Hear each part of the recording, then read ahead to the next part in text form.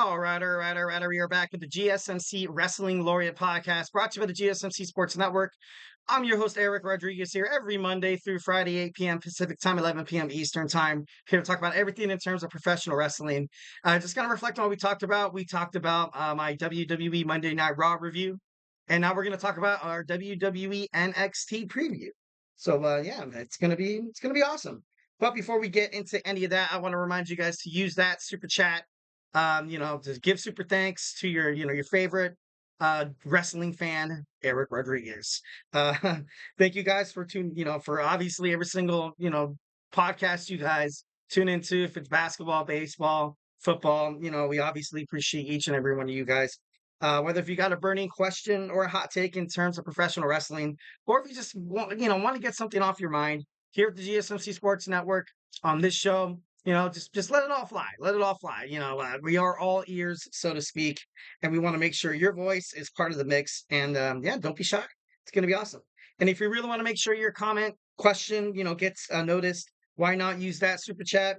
Just hit the $ below the chat box, and it'll get featured on the show. Plus, it's a great way to support our channel. Your super chats definitely help us keep the lights on, so to speak, and bring you even more awesome wrestling content, sports content that you guys love so damn much.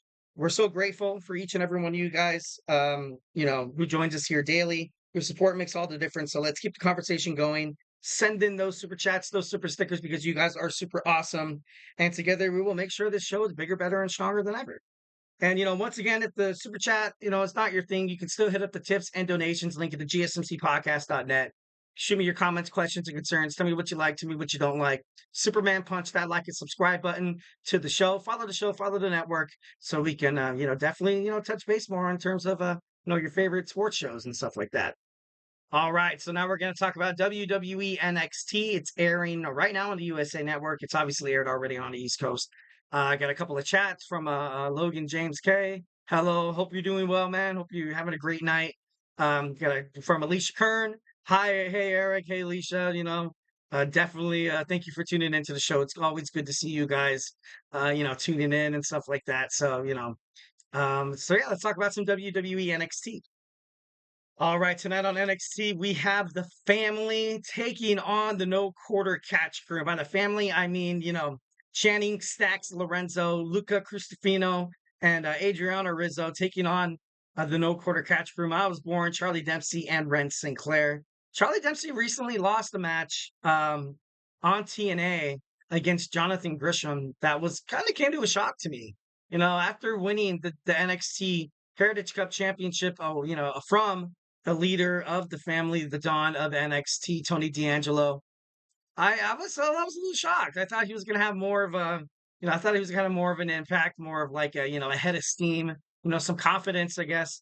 But he lost. So this is definitely a match that's been floating around NXT for quite some time. You've had, Charlie Dempsey kind of cut deals with Tony D'Angelo and the family. The family are finally putting the leader of the No Quarter Catch Crew, Charlie Dempsey, on the spot, and hopefully want to take him out once and for all. Ending this rivalry. But I don't know.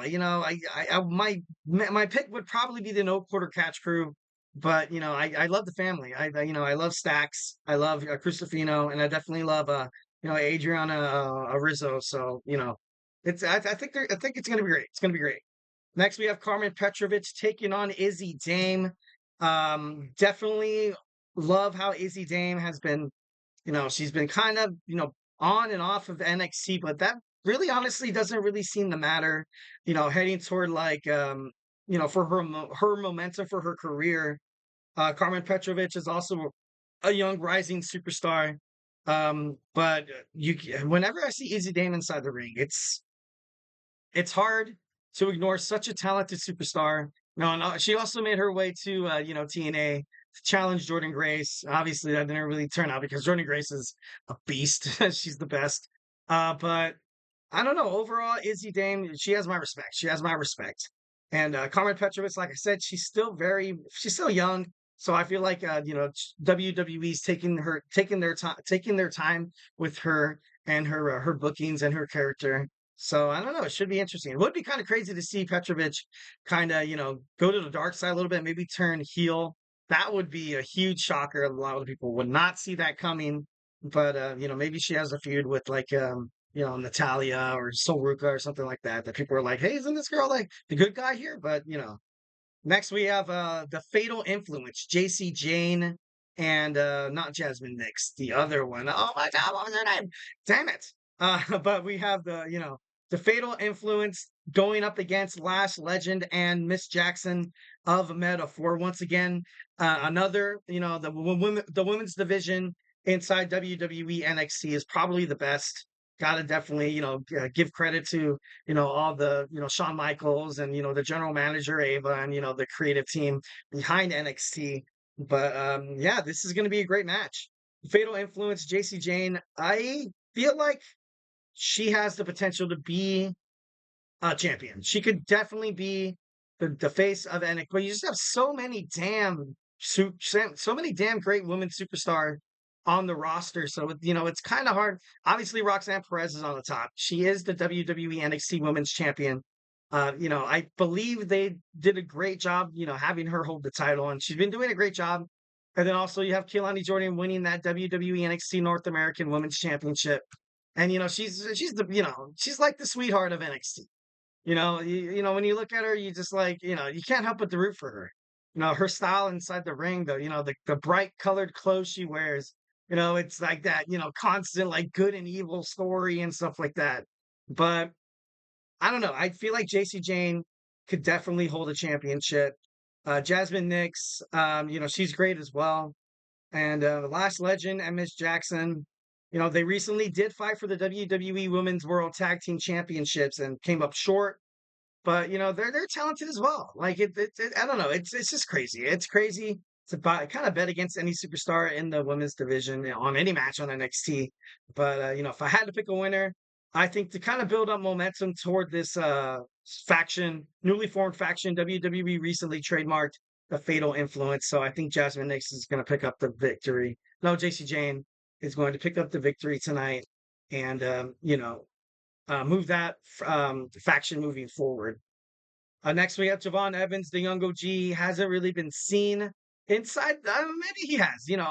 I don't think I've seen him inside the ring competing, quite often as he used to before his before his chance at the WWE NXT World Heavyweight Championship at not Battleground. It wasn't about Heat Wave.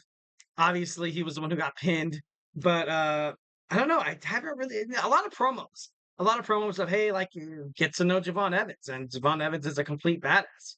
He said he used to get in trouble, doing the DX suck it and all that to like, kids at school. And I was like, dude, like, I remember when I went to school and that was like, the DX chop.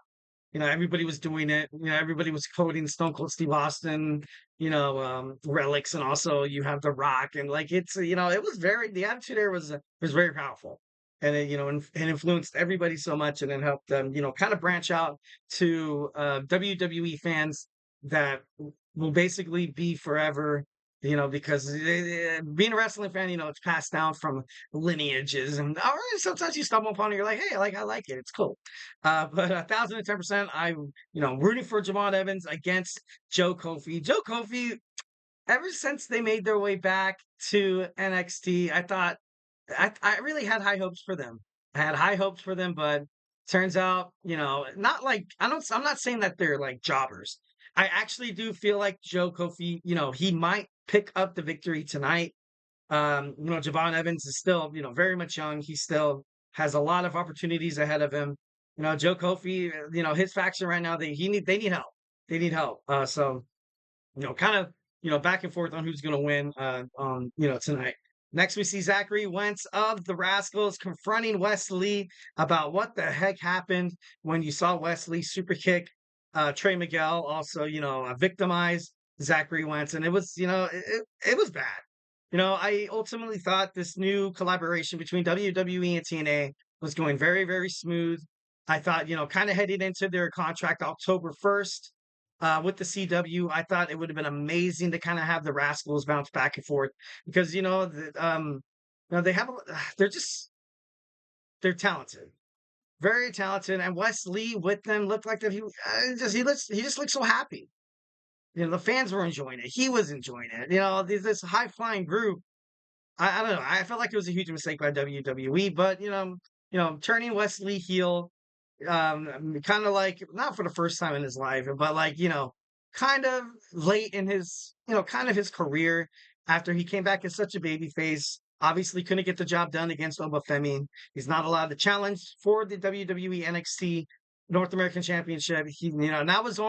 That was best bet is to challenge Ethan Page to become a champion, and that's something that he's kind of reiterated over and over again on NXT that he's willing to step up to the plate, claim what is his, and be the next be a champion. All right, and finally we have Joe Hendry having a concert. Hopefully, it does not get interrupted by Kofi or Joe Coffey or anything like that. We also have a chat from Logan James K. I want Joe Hendry to win, but I know I'm not. I think sorry, no, like I don't know why the chat box always does. I know not when. Yeah, honestly, I don't think he's gonna win either. I think more or less he's going to put up a hell of a match. It is taking place on Sunday. It's after TNA Emergence. And right now, he has a match at TNA Emergence on Friday. I know right now he's still kind of feuding with Josh Alexander, and it's been rumored that he's going to make an in-ring debut on NXT within the next month. So I don't know. I feel like he's going to get screwed. I do feel like he's going to get screwed, and Ethan Page is going to take advantage. And I think eventually he does take the title away from Ethan Page. Maybe he finds a way to get a rematch at moving forward at the next PLE right before they make that jump into the CW, because Joe Hendry is he's bigger than Ethan Page, and with a new television crowd, you're gonna have to start selling out stadiums, and it's I don't know, it's you need a guy that could just live up a crowd, and Joe Hendry is that guy 1,010%. So definitely love and respect Joe Hendry. I believe in Joe Hendry with all my heart. So yeah, let's go ahead and jump on to our third segment. We have NXT No Mercy predictions. So let's go ahead and jump on into that. We'll dig a little bit deeper on what I think is going to happen with Joe Hendry and Ethan Page. So yeah, don't go anywhere.